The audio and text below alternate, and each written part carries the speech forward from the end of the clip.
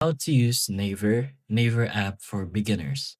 So, Naver is South Korea's leading search engine and all-in-one digital platform. Similar to Google, news, and online shopping combined.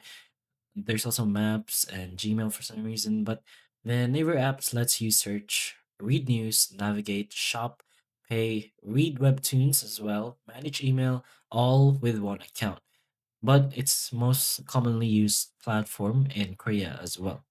So to be able to use Naver, of course, you're gonna have to download it in the App Store or Play Store. There is a web version, so you can go to your preferred browser and use that instead, which in our case should look something like this over here. This is the web version of Naver. We're gonna translate this since only the web version has the translation option. But once you install or basically get into Naver, you can choose to create an account. You can use it to read news without creating an account, but you should be able to access more of its features and enjoy more of Naver if you get an account. So go ahead and try doing that first. So you can register using your email, phone number, Apple or Google or whatever you want. So verify your identity and set recovery info. So after you do all that, you're gonna have to understand the home screen. So you can see in the search bar at the top, you can search for news and trending keywords, weather, sports, and lifestyle cards. There's also shortcut icons like map, pay, shopping, mail, and even webtoon.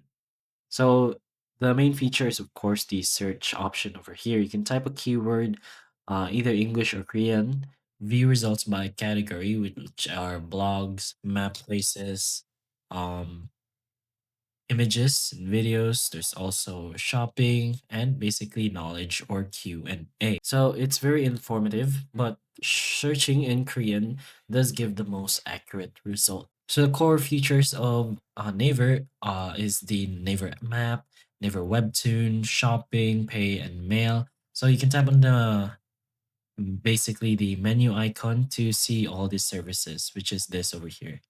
You'll be able to see pretty much most of the features in this section, which is basically just the shortcut. You can customize your app as well, like managing your notifications, rearranging your shortcuts, or just trying to update your privacy and security. So, to the people who could use Naver, basically travelers in Korea, maybe K culture, webtoons, or K pop fans, Korean shoppers, or anyone wanting Korean focused search results. But again, to be able to use Naver, just go ahead and open up directly since it is just mostly free. Then just start exploring most of its features. But hopefully the information of this video can help you, and if it can, please like and subscribe for more videos like this, and that's all.